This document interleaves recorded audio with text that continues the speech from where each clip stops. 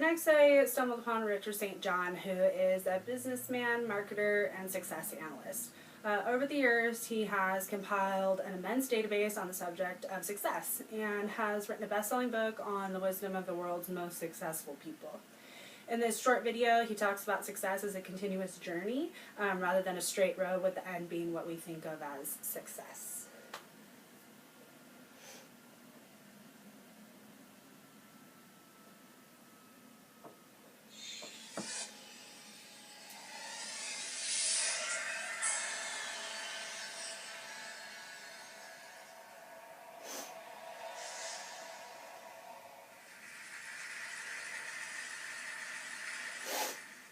So many people reach success and then fail. Well, one of the big reasons is we think success is a one-way street. So we do everything that leads up to success, but then we get there, we figure we made it, we sit back in our comfort zone, and we actually stop doing everything that made us successful. And it doesn't take long to go downhill. And I can tell you this happens because it happened to me. Reaching success, I worked hard, I pushed myself, but then I stopped because I figured, oh, I've made it. I can just sit back and relax. Reaching success, I always tried to improve and do good work. But then I stopped because I figured, hey, I'm good enough. I don't need to improve anymore. Reaching success, I always was pretty good at coming up with good ideas because I did all these simple things that lead to ideas. But then I stopped because I figured I was this hotshot guy and I shouldn't have to work at ideas. They should just come like magic. The only thing that came was creative block. I couldn't come up with any ideas. Reaching success, I always focused on clients and projects and ignored the money. But then all this money started pouring in, and I got distracted by it. And suddenly I was on the phone to my stockbroker and my real estate agent when I should have been talking to my clients. And reaching success, I always did what I loved. But then I got into stuff I didn't love, like management. I'm the world's worst manager, but I figured I should be doing it because I was, after all, the president of the company. Well, soon a black cloud formed over my head, and here I was, outwardly very successful, but inwardly very depressed. But I'm a guy. I knew how to fix it. Bought a fast car. It didn't help.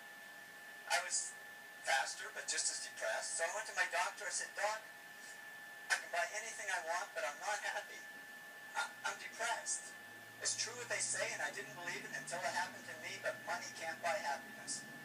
He said, no, but it can buy Prozac. He put me on antidepressants. And yeah, the black cloud faded a little bit, but so did all the work. Because I was just floating along. I couldn't care less if clients ever called. And clients didn't call. Because they could see I was no longer serving them, I was only serving myself. So they took their money and their projects to others who would serve them better. Well, didn't take long for business to drop like a rock.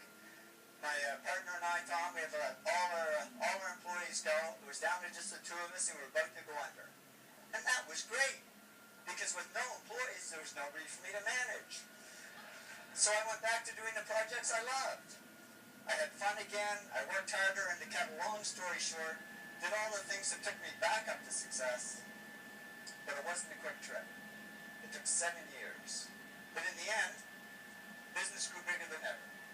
And when I went back to following these 8 principles, the black cloud over my head disappeared altogether. And I woke up one day and I said, I don't need Prozac anymore. And I threw it away and haven't needed it since. I learned that success isn't a one-way street. It doesn't look like this. It really looks more like this. It's a continuous journey. And if we want to avoid success to failure syndrome, we just keep following these 8 principles, because that's not only how we achieve success, it's how we sustain it. So here's to your continued success. Thank you very much.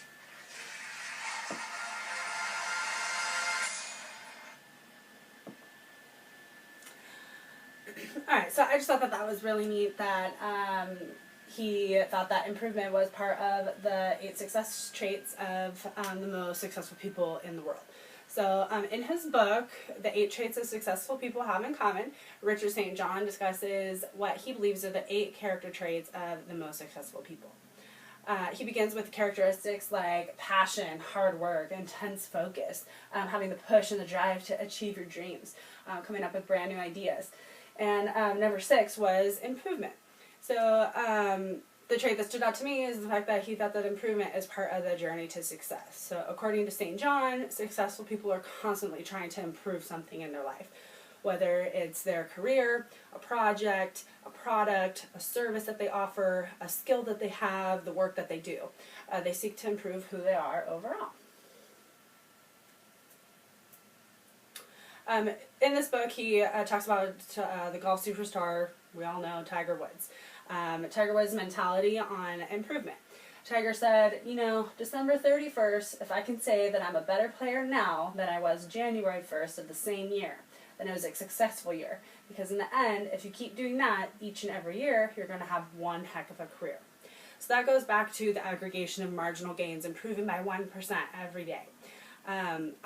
Woods' focus on improvement over an extended period of time and building on that improvement every year is similar to other extremely successful athletes and coaches throughout sports.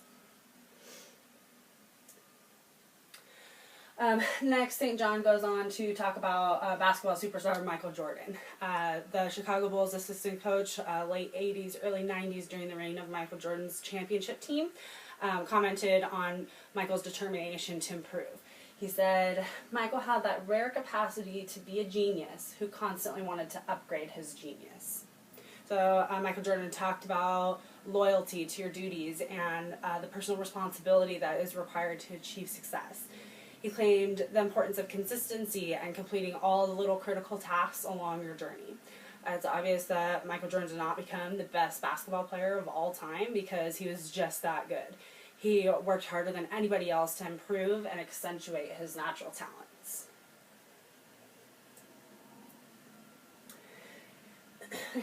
Another coach that I came across was Bill O'Toole. He's the head coach of the Toronto Swim Club. He was quoted on the importance of mastering the fine details of one's performance in athletics. He said, "You'll never see a successful athlete who does not have great technique. The development of proper skills will lead to great technique.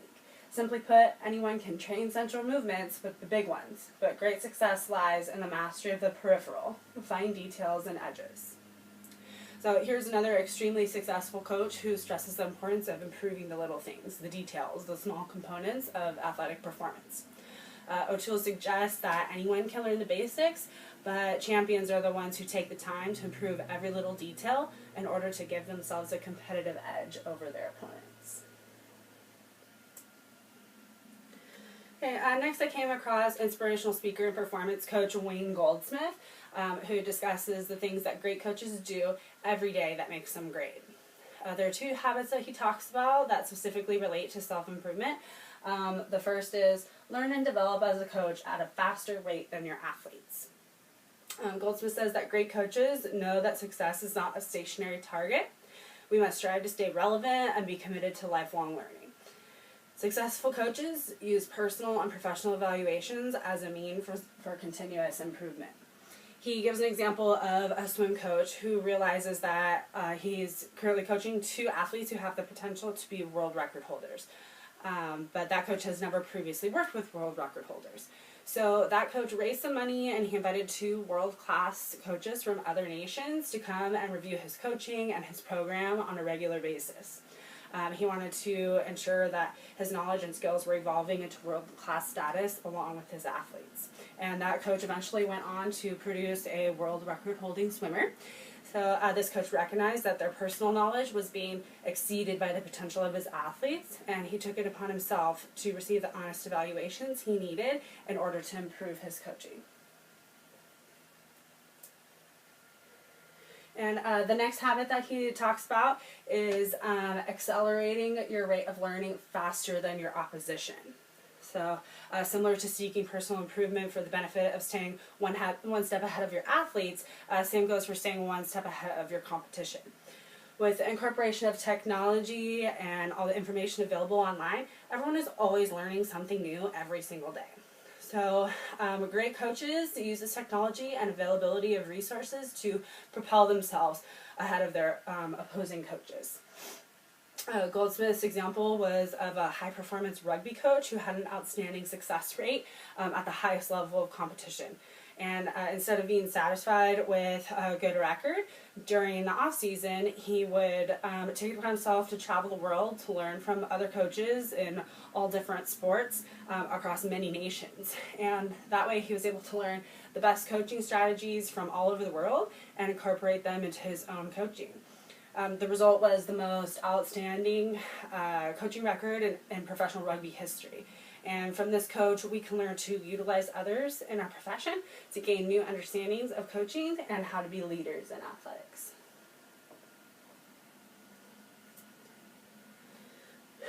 Alright, and last but not least, in our text, Teaching Character Through Sport, Bruce Brown talks about common traits among successful coaches.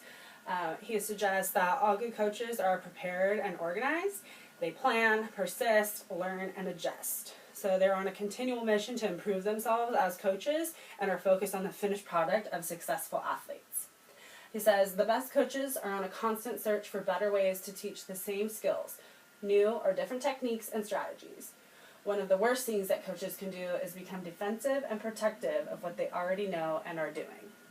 So continuing to learn and adjust is one of the ways we can improve as coaches and athletic directors.